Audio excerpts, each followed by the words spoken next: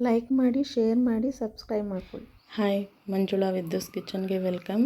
ನೋಡಿ, ಇವತ್ತು ಹೆಲ್ದಿಯಾಗಿರೋ ಮೊಮೋಸ್ ಮಾಡೋದು ಹೇಗೆ ಅಂತ ಬೆಳಗಿನ ತಿಂಡಿಗೆ ಏನೇನು ಬೇಕು ಅಂತ ನೋಡ್ಕೊಂಡು ಬನ್ನಿ. ನೋಡಿ, ಇದು ಗೋಧಿ ಹಿಟ್ಟು. ಮೊಮೋಸ್ ಮಾಡೋಕ್ಕೆ ಮೈದಾ ಹಿಟ್ಟಲ್ಲಿ ಮಾಡೋದು. ಮೈದಾ ಹಿಟ್ಟು ಒಳ್ಳೆಯದಲ್ಲ ಅಂದ್ಕೊಂಡು ನಾನು ಗೋಧಿ ಹಿಟ್ಟಲ್ಲಿ ಮಾಡ್ತಾಯಿದ್ದೀನಿ. ನೋಡಿ, ಅದಕ್ಕೆ ರುಚಿಗೆ ತಕ್ಕಷ್ಟು ಉಪ್ಪು, ಒಂದು ಅರ್ಧ ಸ್ಪೂನು, ಒಂದು 2 ಸ್ಪೂನ್ ಎಣ್ಣೆ ಹಾಕ್ಕೊತಾ ಇದ್ದೀನಿ. ಇದನ್ನೀಗ ಕಲಿಸ್ಕೊಳ್ಳೋಣ ನೀರು ಹಾಕ್ಕೊಂಡು. ನೋಡಿ, ಕಲಿಸ್ಕೊತಾ ಇದ್ದೀನಿ. ಜಾಸ್ತಿ ಗಟ್ಟಿ ಕಲಿಸ್ಕೊಳ್ಬೇಡಿ, ಸಾಫ್ಟಾಗಿ ಚಪಾತಿ ಹಿಟ್ಟಿಗಿಂತ ಸ್ವಲ್ಪ ಮೃದುವಾಗಿ ಕಲಿಸ್ಕೊಳ್ಳಿ.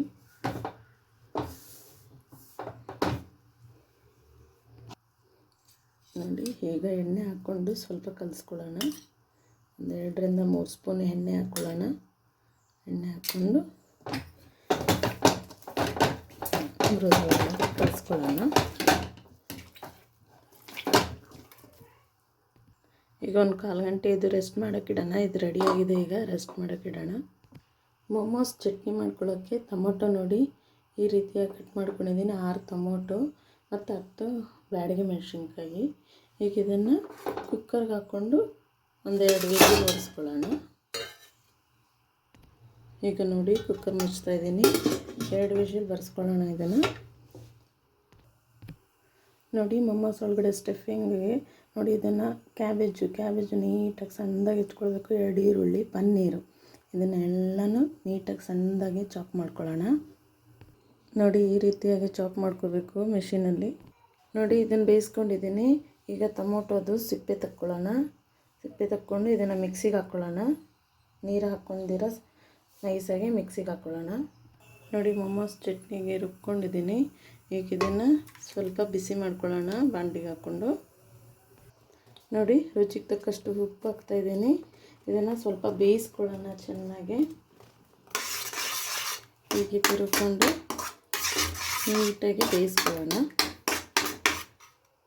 ನೋಡಿ, ಇದು ರೆಡಿಯಾಗಿದೆ. ಈಗ ಸ್ಟವ್ ಆಫ್ ಮಾಡ್ಕೊಳ್ಳೋಣ.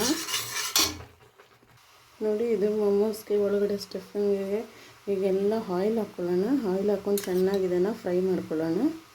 ಒಂದು 3ರಿಂದ 4 ಸ್ಪೂನು ಆಯಿಲ್ ಹಾಕ್ಕೊಂಡು ಫ್ರೈ ಮಾಡ್ಕೊಳ್ಳೋಣ.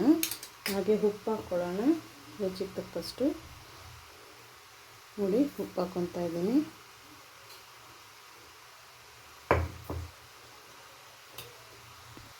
ನೋಡಿ, ಸ್ವಲ್ಪ ಪೆಪ್ಪರ್ ಪೌಡ್ರ್ ಹಾಕ್ಕೊತಾ ಇದ್ದೀನಿ. ಇದಕ್ಕೆ ಒಂದು 1/4 ಸ್ಪೂನ್ ಆಗೋಷ್ಟು ಪೆಪ್ಪರ್ ಪೌಡ್ರ್ ಹಾಕ್ಕೊತಾ ಇದ್ದೀನಿ. ಇದನ್ನು ನೀಟಾಗಿ ಈಗ ಫ್ರೈ ಮಾಡ್ಕೊಳ್ಳೋಣ. ನೋಡಿ, ಈ ರೀತಿಯಾಗಿ ತಿರುಗ್ತಾನೇ ಇರಬೇಕು, ತಳ ಹತ್ತುತ್ತೆ. ನೀಟಾಗಿ ಹಿಂಗೆ ಫ್ರೈ ಮಾಡ್ಕೊಳ್ಳಿ. ಈಗ ಇದು ರೆಡಿಯಾಗಿದೆ. ನೋಡಿ, ಇದು ರೆಡಿಯಾಗಿದೆ. ಇವಾಗ ಸಣ್ಣ ಸಣ್ಣ ಉಂಡೆಗಳಾಗಿ ಇಷ್ಟಿಷ್ಟು ಉಂಡೆಗಳಾಗಿ ಮಾಡ್ಕೊಳ್ಳೋಣ. ನೋಡಿ, ಈ ರೀತಿಯಾಗಿ ಸಣ್ಣ ಸಣ್ಣಾಗಿ ಉಂಡೆಗಳು ಮಾಡ್ಕೊಂಡಿದ್ದೀನಿ. ಈಗ ನೋಡಿ, ಹೀಗೆ ಸಣ್ಣ ಸಣ್ಣದಾಗಿ ಹಸಿಟ್ಟನ್ನ ಸ್ವಲ್ಪ ಹಾಕ್ಕೊಂಡು ಈ ರೀತಿಯಾಗಿ ಹಣ್ಕೊಳ್ಳಿ.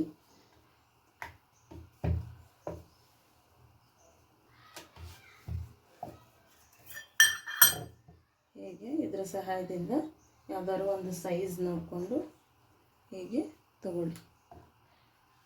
ರೆಡಿ ಆಗ್ತಾಯಿದೆ. ಇದು ಎಲ್ಲನೂ ಈ ರೀತಿಯಾಗಿ ಮಾಡ್ಕೊತೀನಿ ನಾನು. ನೋಡಿ, ಈ ರೀತಿಯಾಗಿ 1 ಸ್ಪೂನ್ ಹಾಕ್ಕೊಂಡು ಹೀಗೆ ನೀವು ಯಾವ ಶೇಪ್ ಬೇಕಾದರೂ ಮಾಡ್ಕೋಬೋದು. ನಾನು ಜಸ್ಟ್ ಈ ಶೇಪ್ ಮಾಡ್ಕೊತಾ ಇದ್ದೀನಿ. ನೋಡಿ, ನಾನು ಈ ರೀತಿಯಾಗಿ ಮಾಡ್ಕೊಂಡಿದ್ದೀನಿ. ನೋಡಿ, ಇನ್ನೊಂದು ಥರ ಮಾಡೋದು ತೋರಿಸ್ತಾ ಇದ್ದೀನಿ ನಾನು ನಿಮಗೆ.